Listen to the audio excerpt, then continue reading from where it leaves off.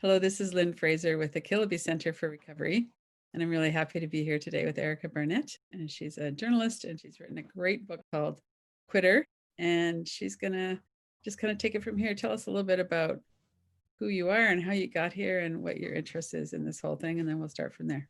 Sure. I am a journalist in Seattle, Washington, and I tell my drinking story as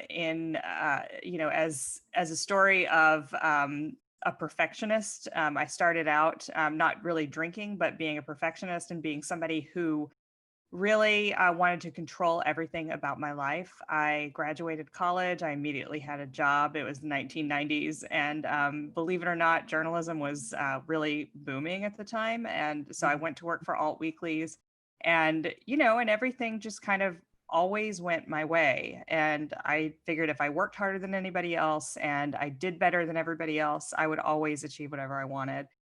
Mhm. Um, I think like a lot of drinkers, I was a very high anxiety person and I had an imposter complex, a mile long. Mhm. And I started really drinking heavily, not until I was pretty far along in my career. I was in my late 20s. And I found that it really made me feel more comfortable in my skin, helped me feel like I fit in with people that seemed to have it much more together than me, to be older and more experienced. And I really hit my stride. I consider myself an alcoholic. That's just a label that I find, convenient for me. So I'm going to use Mhm. that to describe myself. But I really hit my kind of alcoholic stride in my 30s. And drinking just became kind of seamlessly integrated into every aspect of my life. Mhm. So from like getting together with sources to talk about stories as a journalist to just getting together every day pretty much after work with people I worked with. And it got out of control pretty fast. I had a pretty fast, plummet from being a social drinker to being the kind of person who drinks alone all the time. Basically, from the moment I got up in the morning until the moment I passed out at night. I was not a high functioning alcoholic. I was a very low functioning one. I kept my job for a while and eventually got fired. Mhm. And it took me about 6 years kind of in the recovery industry. I started out in around 2008. I went to detox for the first time. 2014, I went to my last treatment center and I finally quit drinking. I mean, I quit many, many times, and my book is about the process of relapse and just how much that was a huge part of my story. Mhm. I relapsed over and over again, despite the fact that I was told that if I just followed, kind of all the steps and avoided triggers, that wouldn't happen. Right. As is the case for most people, it did happen. Right. And when I finally quit, it was in 2015 in February, and I went to actually a detox center because I needed to medically detox. And then I got out, and there wasn't anything magical that happened, and there wasn't like any magical treatment protocol or recovery protocol. I just was done, and so that Mhm. was in February 2015, and yeah, I've been sober for going on 6 years now, which is not a thing I ever thought would be possible, but here I Mhm. am. So excited to Great. talk more about it. Yeah. So that's a mysterious time kind of when we realize we're done. So can you Yeah. talk about how you got to that point? Like, since it looks like you'd recognized for quite a few years that there was a problem. Yeah, it's funny because and one of the things I talk about a lot in the book is this concept of rock bottom, and people ask me about this all the time. Like, do I need to hit a rock bottom? Does my loved one need to hit a rock bottom? Do I need to push them to that? And I would say I hit my what I consider my rock bottom probably in October of 2014. When I mean, if you're just looking at it objectively, right? If you're like pinpointing where in this person's life did they hit the rock bottom, I mean, objectively, it was when I lost my job because I started a business and in an online website that I had run with a close friend of mine for years, for many years, and I got fired from it, directly as the result of my drinking. Yeah. And so, but that's not what made me quit. And so this is why, I think rock bottom is kind of a dangerous myth, because I went on for months after that. And like you said, I mean, it's mysterious. I was drinking every single day from, the moment I got up to the moment I passed out. And then one day I just woke up and I thought to myself, okay, this is it. Like I am just done. And I actually kept drinking that day. But I also called detox centers I don't know, I just knew in my gut, like this is actually it. And it felt different. And I also acted on it. And I think like I had felt really convinced that I just couldn't go on anymore for, many, many times. But this time I was like, okay, I'm done. I'm going to call around. I'm going to get into detox. And when I get out of detox, I'm not going to drink anymore. And that's what I did. And I don't know why. And I don't think anybody, I mean, I think very few people are really compelled by outside forces to stop drinking. I mean, maybe, women get pregnant or people go to jail, things like that. But I think the real thing is just this internal motivation that cannot be forced, and at least that's what happened to me. And that's what a lot of people I talk to talk about, who are able to finally stop whatever it was they were doing. Right. Right. Yeah, and it's kind of it's like we have something shifts inside of us. When I was in my mid 20s, I was drinking fairly heavily and I would get sick after I would drink, I'd vomit. And then I'd stop for a few days and then I'd do it again. And so it wasn't until I had about a 5-hour vomiting session that it was like, okay, I guess I can't do this anymore. This is the thing, like I was not in denial of the fact that I had, an obvious drinking problem, but I was totally in denial of the idea that like I wasn't invincible in some way. And I think I was in denial of that like until well after I got sober and people started saying, oh yeah, like we thought you were definitely going to die. And I never thought I was going to die. I always thought that I was invincible and on some level that like, you know, my liver was made of iron. I don't know what I thought, but I just thought like, no matter what, somehow, it was magical thinking. And then I realized like afterwards, like, whoa, like you were like in your late 30s and, on the way to, I mean, I vomited every single day for probably 2 years. Every single day when I got up in the morning. It was awful. I mean, I just felt like crap all the time. And I didn't realize that that was like really, really long-term unhealthy for me. That's amazing how we can be in denial like that, isn't it? Yeah. Yeah. Wow. When you were going through those treatment centers, what was your experience? So I only went only, quote unquote, only, because you're only supposed to have to go once, right? So I went to rehab twice, and I went to detox, a bunch of times. So the two rehab centers I went to, they were not like your kind of typical Hollywood fancy ones that you see, depicted on TV and movies and stuff. It was, they were pretty middle range. The first one I went to was an all women's treatment center. Both were 12-step based. And the second was a co-ed, much, much larger treatment center, both outside Seattle. And the first one, I guess it's okay to speak ill of the dead because they went out of business recently. But and I know lots of women who went there who loved it. But the thing that I ended up really resenting about it, and after the fact, was that it was very shame based in a way that I don't think they really acknowledged. They wouldn't have called it shame based, but there was a practice of having all the women sit in a circle and basically say, first kind things about the woman who was kind of on the hot seat that day. And I'm sure you're familiar with this concept of the hot seat. I don't think they called it that anymore, but it's a very old, like Hazelden practice that they don't do anymore. And then the second thing they would do is tell you basically all the things that were wrong about you that were supposedly inhibiting your recovery and that were going to make it hard for you to recover on the outside. So it was like just basically petty gripes. I mean, people would be like, well, Erica told on somebody, or, I mean, I don't even mean to pinpoint myself. Everybody got targeted by, just kind of the stuff that comes up when you're living in close quarters with 15 other women. So Mhm. it That's awful. was, it was traumatizing, Yeah. and And so I came out of that experience just really feeling like, and the other thing, and this was at both treatment centers, we learned and were told that we were not capable of dealing with adult responsibilities, and that was part of our problem. And especially for women, it like, what the hell, like, we were, we had to make our beds every day, and that's, Mhm. that's fine, but the reason we were given was that we didn't know how to take responsibility for ourselves. And I Mhm. feel like women often take too much responsibility for ourselves and everybody else around us, Exactly. Yeah. and we had to clean up the hallways and the stairs and all this stuff. And, in retrospect, I'm like, well, why didn't you just hire a janitor? I mean, Mhm. it felt very manipulative. So, okay, so That's that was nice.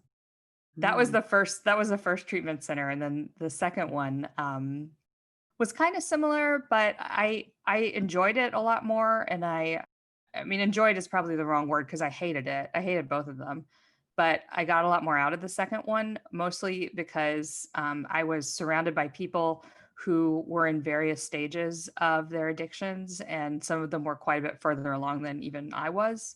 Mm. And I realized that that was where I was headed. And that, more than anything, really woke me up to the fact that, oh, wow, like, there are like people in their 20s here who have had multiple organ failures, and there are people who had to leave to go to the hospital because their withdrawal was so bad, or, Mm. they had horrible liver damage and were jaundiced and couldn't walk. I mean, so Right. that experience was really, really powerful for me. And even though I didn't stay sober when I got out, it really stuck with me. And I think it's one of the things that helped me realize that I was actually, in the grips of a deadly disease, not just one that, made me behave badly and made me miserable. Right. Wow. So, your book, what inspired you to write your book? You talk in one of the other podcasts I was listening to about how you used to be drunk and read recovery stories. Yeah, it was my favorite genre of memoir, and it's still my favorite genre of memoir. I mean, I have a whole bookshelf that's just recovery memoirs, and I enjoy them a lot. But the thing that I mean, I'm a writer, and so of course it's natural for me to think, well, how can I make this story, into a book, and make it, useful and interesting to people, Mhm. and sell books. I mean, and that's part of it, is like, I just want to write, and I want to write about what I know. But the thing that I thought was unique about my perspective is that I really wanted to talk about relapse, and I really wanted to do that because I think it's very, I mean, a couple of reasons. One, it's stigmatized, both in AA, and maybe other 12-step groups. I'm not familiar with those, but this idea that, like, you lose all your time when you relapse, and you come back in and you're kind of shamefaced and you say, I'm on day one. I think that's really toxic, and I think it hurts people's recovery, and it keeps people from coming back into their recovery programs. And the second reason is that what was frustrating to me at treatment was that they didn't really teach us how to deal with relapse, and they weren't honest about how often it happens. I mean, relapse is much more common. Relapse before recovery even is much more common than just, going to treatment or going to AA or just quitting cold turkey and staying quit. It's much more likely that you're going to have some bumps along the way. You're going to have, some slips. You'll maybe have a period where you're drinking or using drugs again, and then maybe you'll come back. And that, I mean, even going to 12-step meetings, almost everybody in there has relapsed, at least once. And so, but I didn't hear that story being told, and so I wanted to tell it, because I think that when you don't see your experience represented, you think it's abnormal, and you think there's something wrong with you. Mhm. And really, it's not. The thing that's wrong is the stigma and shame, and the fact that, our treatment modalities center on this idea that all you have to do is avoid triggers, and you will be able to to go along without ever relapsing. And that's just not very likely. And I think we need to be more honest about that. Right. Yeah. So I know that one of the things at the Kilby Center is that they really encourage people to stay in connection with them if they're wanting to relapse, or if they're doing it, or the next day. And it doesn't matter what they do, whether it's heroin or drinking or porn or whatever, that's an opportunity to go, okay, what drove that relapse? What happened there? What was going on? How can we inquire into that so that we can get to the root of what was going on that kind of created that condition? So what's your comment about that? That's certainly not the case in most treatment centers. Yeah, I mean, I think that what would have been useful to me is knowing, I mean, not just knowing that relapse is likely, but knowing how to deal with it. Because for me, maybe I would have gotten sober sooner. I don't know, but every single relapse I had contained a lesson within it. Like either it was identifying a trigger after the fact and feeling my way to around to how to deal with triggers, or it was okay, you know you learned that you can't engage in this behavior. You can't, like, for example, have one drink, right? I mean, that's something you can tell yourself, but you actually have to experience it, and sometimes many times, before you get the lesson. So I think that um, learning how to actually come back from a relapse and talk about it, and figure out how to deal with it the next time, those are kind of the skills I wasn't equipped with and I had to get for myself through hard experience. But I mean, I think ultimately anybody who finds kind of long lasting recovery, or most people, are going to have to learn to deal with either how to avoid relapse or how to come back, and come back quickly. I mean, because you can relapse and you can, the next day is a new day. Right. And if we're taught that, that we have to be ashamed of it, and hang our heads and come back and confess Yeah. in this sort of shameful way, then that day is going to get pushed back. Hmm. And there's so much stigma already with any kind of addiction, Yeah. that there's so much shame there. Yeah. So why don't you read us a piece of your book? This is the very first section of the book. It's called Rock Bottom. I wake up slowly, like I'm coming out of anesthesia. Something's not right. This isn't my bed. It isn't even my room. I'm lying on the hardwood floor just inside the door of my one-bedroom apartment. My bag is a few feet away, wallet, glasses, and makeup spilled across the room. My hot pink felt jacket is twisted underneath me, and my keys are on the floor by my head. I notice a splotch of red blood on the floor. What the hell? I sit up sharply, the room careening around me. Clutching the walls, I stagger to the bathroom, stumbling over a pair of boots discarded in the entryway. I rub the mascara out of my eyes and look at my reflection. Is that a black eye? And why is my lower lip split down the middle? As I peel off my clothes and crawl on top of the bare mattress, I piece the previous day together. At some point in the afternoon, I walked to the Busy Bee convenience store across the street from my apartment and picked up my usual liter of morning wine. These slim cardboard bottles seem to have emerged in the late 2000s as a gift from the booze merchants to bus drinkers and other sneaky alcoholics, as innocent looking as a box of coconut water and the perfect size for stashing in a purse. I waved off the owner's concerns about my bandaged hand, an injury from an aborted hike in the Cascade Mountains a few days earlier, and shuffled out into the sunlight as quickly as possible, pushing my huge tortoiseshell sunglasses back over my puffy eyes. I had planned to walk to the train stop near my house and head downtown to pick up some of the stuff I'd left behind a week earlier at the magazine where I used to work.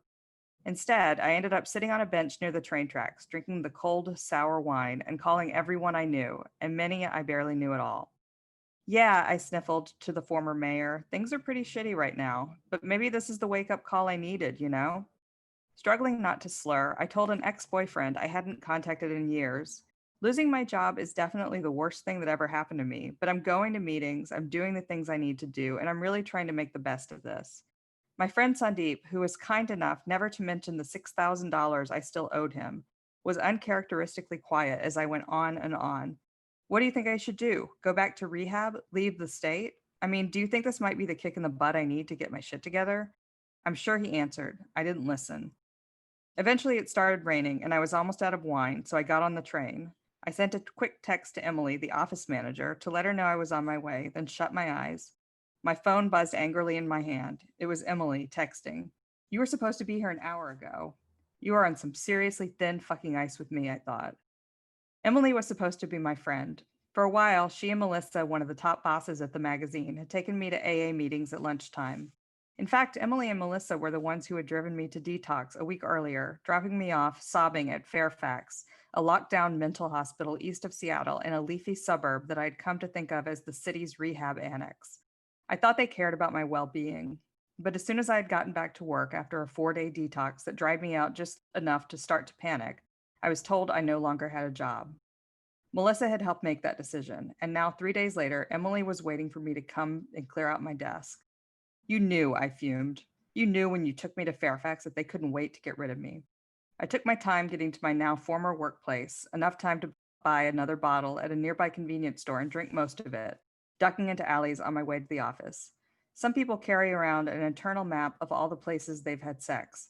I can map Seattle by its liquor stores, the basement level Crest IGA supermarket by the fancy concert hall where I saw the Monkees play a reunion show in 2013, the corner store and deli just up a flight of steps from my office where a 4-pack of Gallo commanded a steep $9.99, the liquor store on 2nd and Seneca where I once pretended not to recognize a government spokesman I knew because I was so embarrassed to be there, buying a plastic bottle of $8 vodka from behind the counter. By the time I called Emily to come and meet me, it was 5:30 and she was in no mood for small talk. Or maybe she smelled the wine on my breath and noticed that I couldn't walk a straight line from the elevators to the door. Okay, grab your stuff, she barked, standing sentry behind my desk. In my shame-clouded memory, she is tapping her foot impatiently, boring hateful holes in the back of my head.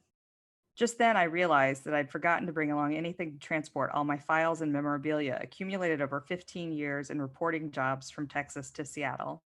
Where are you planning to put all that stuff? Up your ass, bitch. I don't know. I need to figure out what's important here. 5 more minutes passed as I scrambled through my papers with one eye closed, struggling to focus. Photo of me with former Texas Governor Ann Richards. Definitely need that. File of documents about a long dead monorail project, one of the first stories I covered in Seattle. Can't let that go. Finally, Emily had had enough. Okay, you need to leave. If you want your stuff, we can mail it to you later. Indignantly, I grabbed my Rolodex and the Ann Richards photo and crammed them into my bike bag. Hours later, I would recall with some embarrassment the empty wine box I had shoved in the back of the file cabinet weeks earlier. Sulking and somehow drunker than when I had arrived, I followed Emily downstairs and stormed back out into the rain. From here, my memories get patchy, like watching a film with half the scenes cut out. I walked back to the same store I'd visited an hour earlier, going through a different checkout line with a fresh container of Chardonnay. I made it back to the train, swigging away like I was invisible, and managed to stay awake all the way to my stop. I savored this small victory as I disembarked, recalling all the times a bus driver had nudged me awake at the end of the line. I started walking, then running home as the rain came down harder. I tripped, catching myself for a split second on my injured hand, and then I slammed face first into the concrete. My memory skips forward. I see a couple with an umbrella, hurrying past the drunk woman sprawled out on the sidewalk, jeans pulled down, underwear exposed. I see myself figuring out which way is up from the direction the raindrops are falling. I see myself a few blocks later, staggering, deciding whether to lie down in the bushes, wondering what the headlines would say if I died. Promising writer who refused to stop drinking gets what she deserves. Fair enough, it was what I deserved. But I found my legs and I made it home. That was rock bottom, the fourth or fifth one. Mm. Oh, that sounds so painful. Oh, yeah, it sucked. What's that like for you now reading that? It's funny. I mean, when you write a book, I think you read it so many times it starts to feel like it's not about you. Mm, And then when you read it out loud, it feels very much like it's about you. I mean, right. so it's been, it was interesting to write, because as a writer, I can kind of dissociate myself from it a little bit. But it's hard to think about that person. I feel really sorry for her. um I mean, I want to be encouraging to her because it's like I just remember at that point I just felt like there was no room for hope left in my life, like this is just how I'm going to be from now on. Right. That's what it And felt it like. was several months after that before you quit drinking? Yeah. Let's see, that was in, yeah, so that would have been about 6 months before I quit. Yeah. Right. And so after you were fired, you just stayed home? I just stayed home. I had unemployment. Well, actually, after I was fired, I take that back. About 3 weeks later, I went to rehab again. Okay. Um, and that was a second treatment center. And then I got out of there, and I think it was probably 3 weeks or so before I relapsed again. Yeah. Oh, okay. So and then I describe, and then I went home for Christmas, and there's another horrible series of scenes involving my grandparents and my parents, and just kind of everything unraveling in front of everybody's eyes, in a Right. way that my grandparents had not been exposed to, Right. and because they didn't really understand the extent of it. Yeah, and then I came back home, and I wasn't working, was just drinking. And then in February, that's when I kind of had that realization that it was actually time. It was time to quit. Yeah, so it was a while. I just kind of want to circle back to the shame part of it that you were talking about. So, shame was a big component in the recovery centers. I'm sure it was with parents and other people too, certainly being fired. And I mean, that was a company, 15 years, that's a long time to put your heart into something. Yeah, the company started in 2009, and but yeah, I mean, I'd been a journalist for 15 years at that time, and now it's been more than 20 years. Mm. But yeah, I mean, we'd started it in 2009, and I got fired in 2014. It was awful. I mean, I tried to beg them not to fire me. I did every manipulative trick in the book, but it just didn't Mhm. work. Right, right. So you do a lot of journalism now, I know around homelessness, but also about alcohol and addiction. What hmm kind of what are you seeing now? Like, what are your perspectives? What kind of articles do you write? What kind of interviews do you do around that? Yeah, I write a lot about the criminal justice system as it relates to addiction, and also the homelessness system, for people who have active addiction, because that's obviously a huge barrier to housing. Right. Um, and I think, my reporting, my subject matter has changed, and my reporting has changed, I think, since I got sober, and since I kind of, I guess, both saw the barriers to sobriety and to recovery for people with, fewer resources than I had, and also kind of recognize my immense privilege. I have health insurance. I've never gone without health insurance in my entire life. Now, I didn't pay for all of my medical treatment, because one of the things that happened to me, was I was in emergency rooms all the time, Oh, and just constantly. And so I had tons and tons, I mean, tens of thousands of dollars in medical debt. But I mean, the thing is, I was able to pay that back because am a professional. I got a job, just all the things that you're able to do. So when I talk to people now who are, homeless, or unstably housed, or who represent those folks in court, for example, I mean, I think I come from a bias of empathy for those folks, because I know that they're struggling with things that, like, my readers in general are not going to be familiar with or understand. And so my job is to sort of translate, like, okay, imagine that you had, a crippling disease in your life, and how hard that would be. And it doesn't have to be addiction.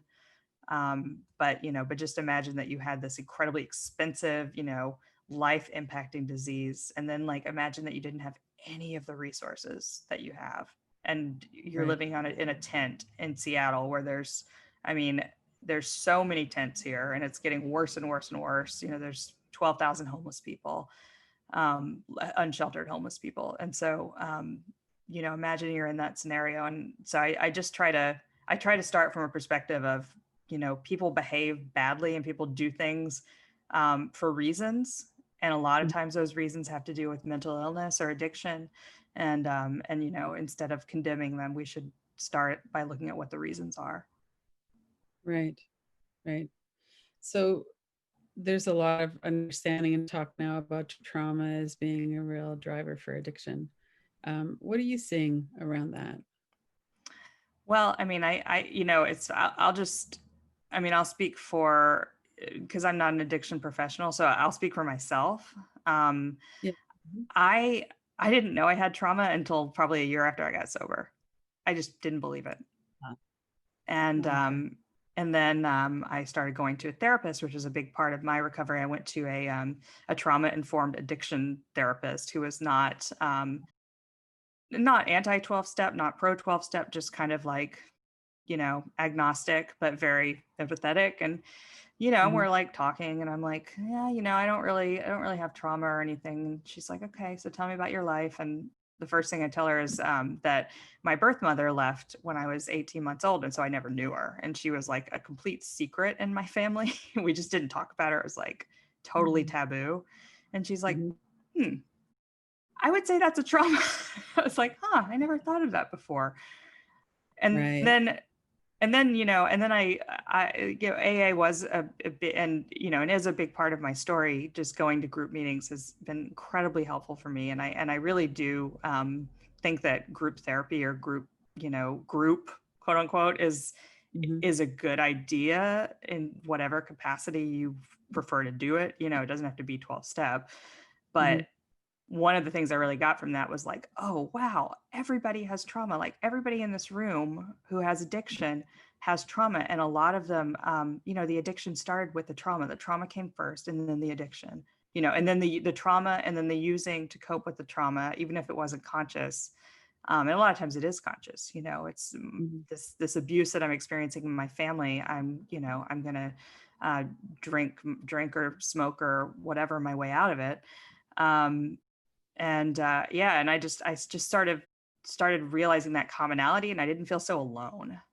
I felt like, oh wow, like we all have, I mean, even though our stories are so different, we all have such a similar life trajectory in some ways. Mhm. So Mhm. that was really powerful for me in my own recovery, is just realizing that, like, oh no, trauma is a real thing, and it actually does impact the way that you deal with problems in your life, beyond just the actual trauma itself. So I could Right. ignore the fact that I never knew my birth mom and wasn't allowed to talk about it, and I could say that didn't matter, and I could not even think about it, but that's something that did continue to affect me through my life, and it affected the way I treated people and relationships, and ultimately I think it didn't lead to my drinking, but it's one of those factors that you add them all up, and trauma Right. has to be in there. Yeah. So did you have like a stepmother or something then, or? Yeah, I was raised by my dad and my stepmom, who I call my mom. They're still married. They've been married for God 35 years now. Oh, yeah. So yeah, and I know my birth mom now too. I eventually, and I talk about this in the book too, I eventually went and found her, which was actually very easy.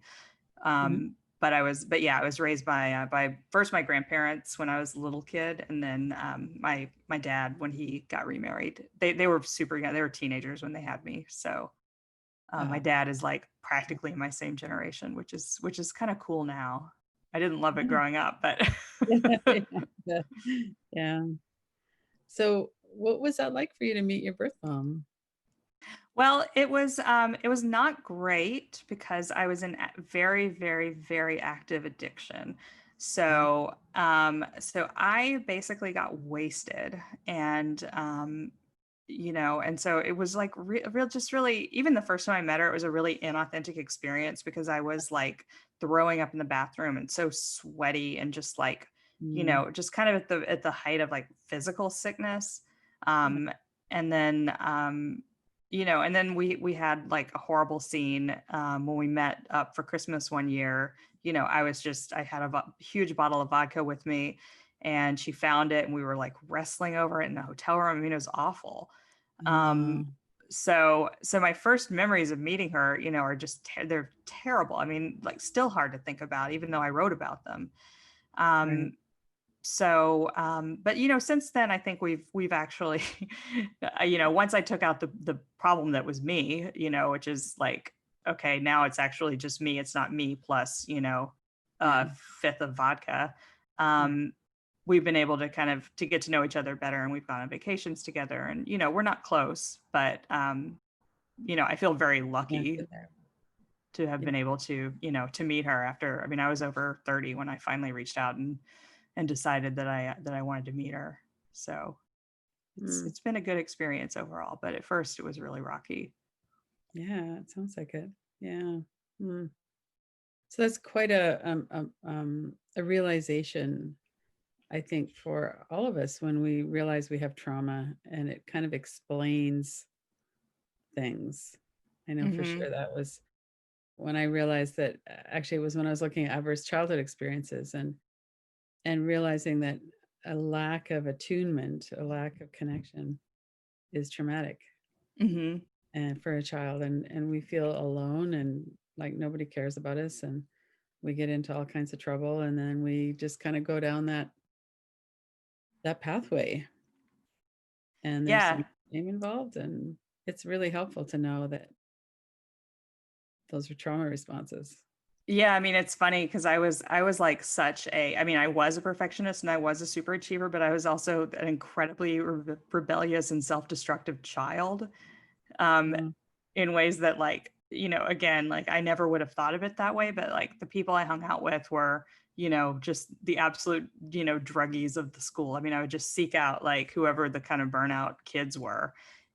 mhm, And I really gravitated to that. And I gravitated to rule breaking and risk taking and all those things mhm, that like come out of those childhood experiences, I think, and mhm. some of that is inherent personality stuff that correlates to addiction and all that. But it is interesting to look at the trajectory of my life like through that lens, not to Right, excuse my own bad behaviors, but to sort of explain the way I acted, particularly when I was very young, and didn't really have a good explanation to tell myself or my parents or authority figures or whoever. right, right. Yeah, I remember one time my dad asked me why I acted the way I do. I'm like, well, you know what? If I knew that, I wouldn't be acting this way.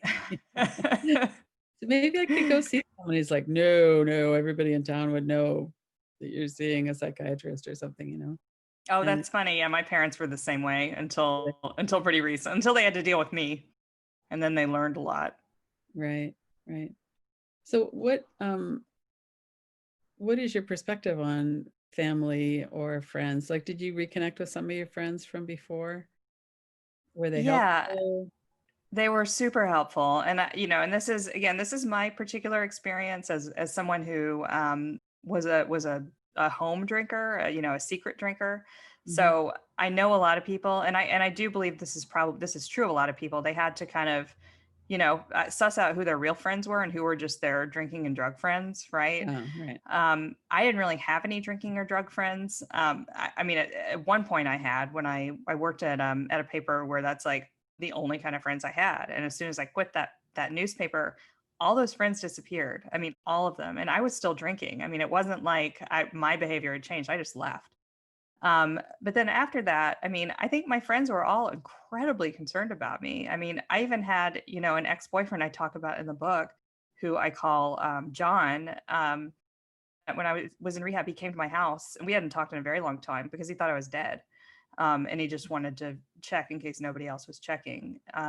So one thing that I found, so when I did get sober, I mean, I think a lot of my friends didn't really trust that it would stick because it hadn't in the Mhm. past, and that's a completely reasonable reaction.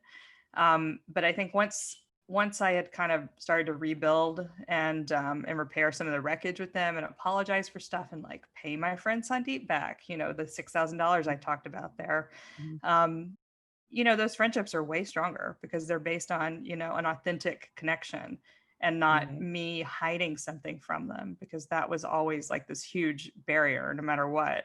My best friend Josh, who I talk about a lot in the book, I mean, he just didn't trust me by the end. He didn't trust me. He'd always have to ask me, have you been drinking? Have you been drinking? And I always had, and I always lied. And so it Right. took a really long time to build back that trust. But all those friendships came back. I mean, every single one of them. Oh, Um, and I've made great. new friends, of course. Yeah. But yeah, Mhm. I mean, it's again like this is just my story, and I think I was really lucky in a lot of ways. Mm. But yeah, I didn't have to lose all my friends or move to a new town or anything like that. I mean, I just kind of changed the way I thought about my life and making my way through it. I mean, I go to bars. Well, not now, not during COVID, obviously, but Oh, like right, right. but beforehand, I waited about 6 months until I sort of felt like the test was like kind of, can I walk down the wine aisle in the grocery store, which unfortunately is also the sparkling water aisle in the Oh, grocery store. So for me, that's kind of a necessity. yeah, yeah. Um, and after a certain point, I mean, really did kind of feel like that part of, the grocery store, the bar, the restaurant, or whatever is just a blur. Like I just choose not to see it. And that definitely did take some time. So if we talk about COVID and the bar scene and what used to be pretty social for people, Hmm. how what's your reflections on that? Have you been doing interviews with people? Have you been, I mean, we're all hearing that alcohol sales are way up and there's a lot of people drinking at home. Well, so we're recording this the day after the U.S. elections, and Mm, um, and I am a person who's on social media all the time, so I'm very tuned into what people are talking about their lives. And mhm, I mean, yesterday it was just like, as a friend of mine put it, who's a psychologist. It's just everybody is sort of experiencing like PTSD and substance abuse, and particularly substance abuse online in real time and expressing it. And so, like, I'm just looking at my Twitter timeline, and every third tweet is about, how people can't get through this unless they're drunk, or, oh, I have to take a pill, blah, blah, blah. um I feel like definitely the people that I know who drink are drinking more. mhm. um the data shows that people are drinking more, and I Yeah, think really problematically, because people are drinking socially online now. It's really normalizing it's normalizing drinking alone in your house. And I true. think that's a really, if you are inclined to substance abuse or addiction, I think that's a really problematic behavior, because Mm, if it continues after the pandemic and after we're able to socialize again, then all you really have is drinking alone at your house. I mean, it's right. just, I don't think that's a particularly healthy behavior for anybody. Mm, um and so I do find it very disturbing and alarming how much more people are drinking to cope. And it's a rational response. Like, we are in an incredibly stressful time, yeah. and it's perfectly rational to try to use coping mechanisms, and drinking is certainly a coping mechanism. I mean, I'm very familiar with that concept. Right, right. But it's really troubling. It is, isn't it? Yeah. Did you have any kind of struggle to stay sober during the pandemic? I didn't, but I was far enough along in my recovery, I think. Mm, And this is why I do find the sort of Twitter and Instagram and all the social talk about drinking problematic. I mean, I kind of wish people wouldn't do it, even though I know they're drinking and they're feeling like they want to express themselves and how frustrated they are by whatever. But I think it can be triggering for people who are earlier in their sobriety. I mean, I was saying to my partner last night, like, just going through Twitter, like, man, like, I can't. I mean, I can imagine, but just I feel so bad for people who are on 71 days of sobriety, or just getting out of treatment, or just really struggling, and just seeing this constant flow of people saying this is the only way you can get through this. This is the only way you can get through this, and it's not. but mhm, but if I had been early in my sobriety, I think I would have found it a real struggle. As it was, right. I think I was more motivated to kind of want to support other people who I know are struggling, Uh, because I don't feel that struggle as intensely anymore, and I don't feel cravings anymore, and I don't. My boyfriend, we don't live together, but he keeps alcohol in his house. I don't feel like, ooh, I could just sneak a little bit of that or whatever. But right. early on, I sure did. Like, that was my first thought, and Mm, it was really hard. So I really feel for. I mean, I think we're going to see a lot more people entering treatment. I know several people personally who've entered treatment during COVID. So right. yeah, I mean, I think huge stress events definitely lead to more substance use. Yeah, yeah. Yeah, and then all the, unrest and civil unrest and racial injustice and all, and then of course the US election. That's That's so much pressure on people. Yeah, I mean, like, oh, last night, I mean, and this is another thing that I just thought, God, this would be such a trigger. But last night, I was on a Zoom call with like six ladies, all drunk. except me. And then, I was getting drunk phone calls from my friends at like 11 o'clock at night. And of course I'm taking them, but Mm. it's hard to talk to a drunk person when you're sober. Like, I don't know if you know this. It's like, it is hard. Um, so yeah, it's very stressful. And I really feel for people who are trying to get into recovery. But honestly, like, I'm coping way better with it sober than I would have Mhm. if I was drinking. Exactly. For me, it wasn't a coping mechanism anymore. Right. Right. So let's talk about connection. And so, getting on a call, even with six ladies that are drunk, there's a connection there. And you talked about being able to maintain your friends too, which is wonderful. And one of the things about 12 step groups is that there's that feeling of connection and that, we're not alone in it. You talked about feeling not so much shame because, realizing we were all traumatized. What what do you think? Do you think that's a real key part of recovery and a real key part of going into an active addiction is the disconnection? What are your thoughts about that? Yeah, I mean, the cliche is that addiction is a disease of isolation. And for me, it was literally a disease of isolation in that I isolated myself in my apartment. But Mhm. it's also just, the fact.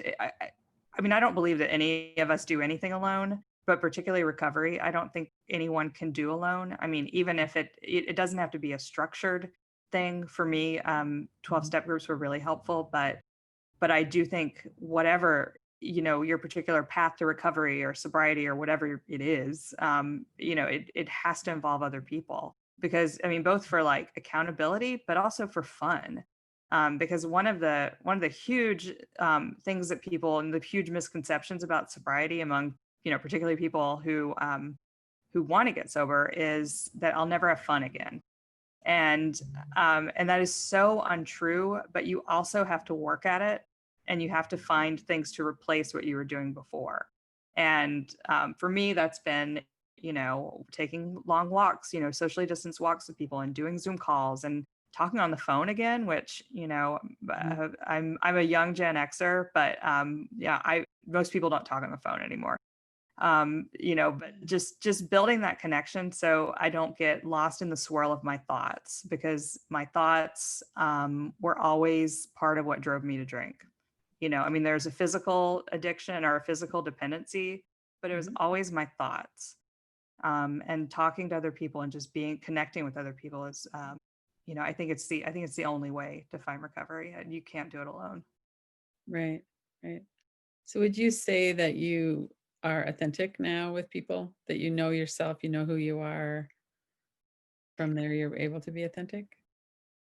Yeah, I mean, I feel pretentious saying that, but I really do. I mean, the thing is, like, before I was very inauthentic, and I put up, for a while I put up a really, a front of a certain person.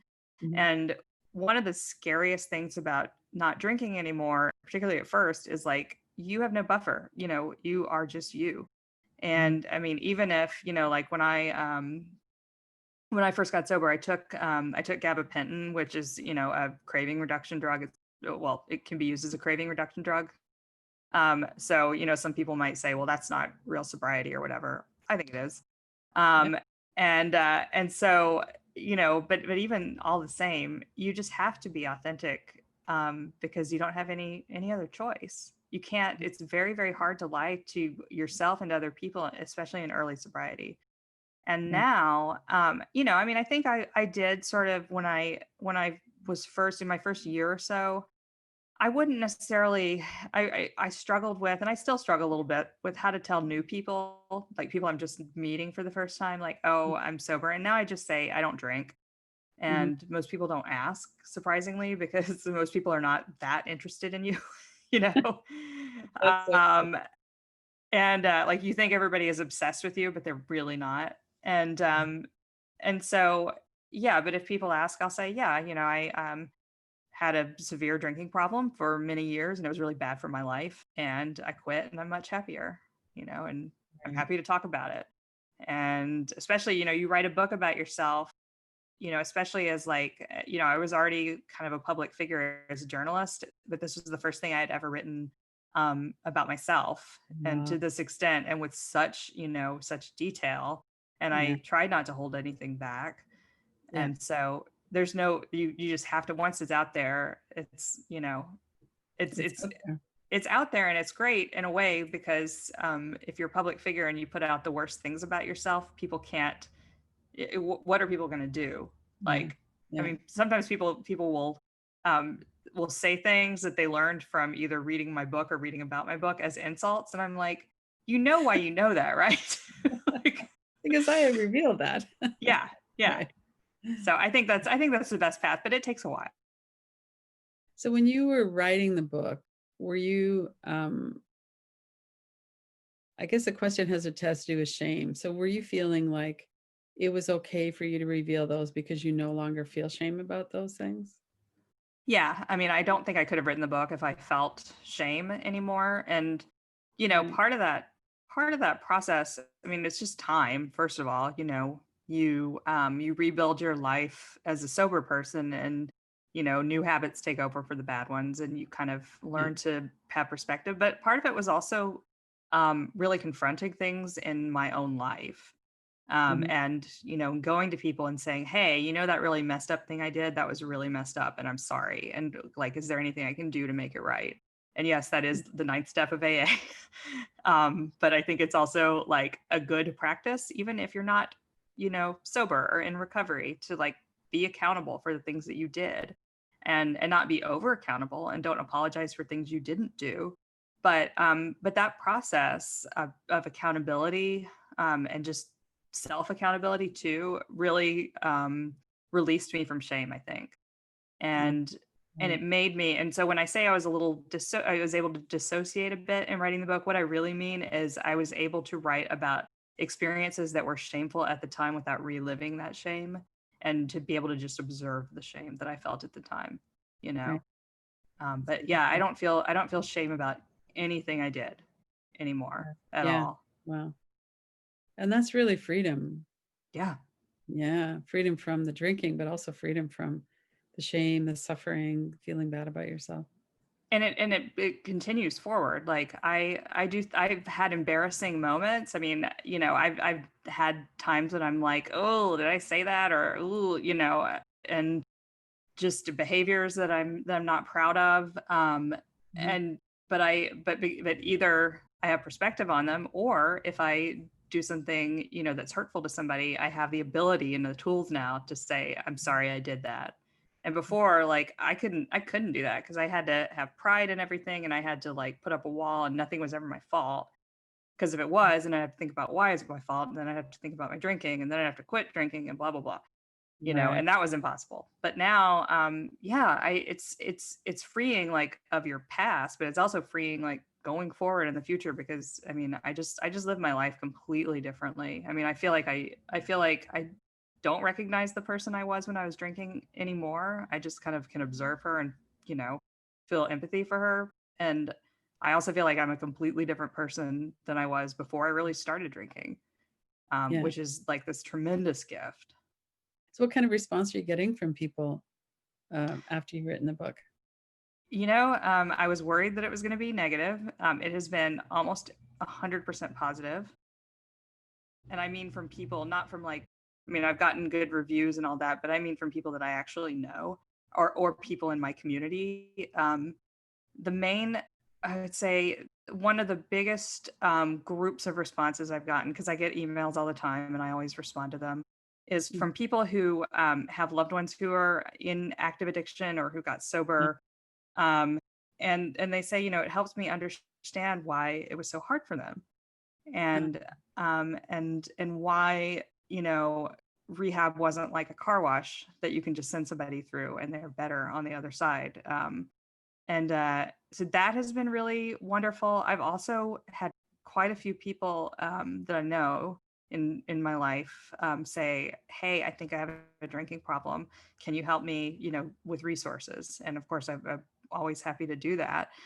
Um, mhm. and yeah, and then people ask me, how do I know if I have a drinking problem? And I say what was said to me, which is, well, try quitting for 6 months and see how it goes. Right. And like, if you are like me, when somebody said that to me, I mean, that was just like a joke. Like, are you kidding? Like, I Yeah. can't. I mean, and I think for most people with addiction, like maybe you can quit for a week or a month, but it's Yeah. hard and you're thinking about it all the time. And so I Yeah. think that's a pretty good first test, you know? Yeah. The first weekend that you come to is like, ah, screw it. We'll do it next weekend instead or something. Yeah. Yeah. Yeah. Yeah. Right. So what would you say to someone who's kind of new into this and maybe feeling like it's hopeless or it's okay for other people. Sure, they can quit, but I can't. What would, just as we're kind of getting ready to wrap up here, what would be maybe some hope or some words for them? Well, first of all, I was, if you read my book, you'll know that I was one of the sort of worst case scenario type people. I was drinking, all day. I thought I would never quit. I thought I would die that way. And then one day I woke up and I was able to. And so, there's a cliche in AA, don't give up before the miracle happens. Mhm. I don't think you have to believe in miracles because I don't think it's a miracle that I got sober. I think it, is very good fortune. But I also think that like the accumulation of experiences, both wanting to get sober, maybe going to a meeting, seeing people happy and sober, maybe, going to a therapist, or even bad experiences like you're sober for a little bit and then you relapse and it's really awful. Like that is knowledge and you are acquiring knowledge. And so think of it as knowledge and not failure because for me, I needed all that knowledge and I needed all those quote unquote failures. And so it's not, everybody doesn't have the same story. And like for a lot of people, your story may be that it takes a really long time. It took me almost 10 years.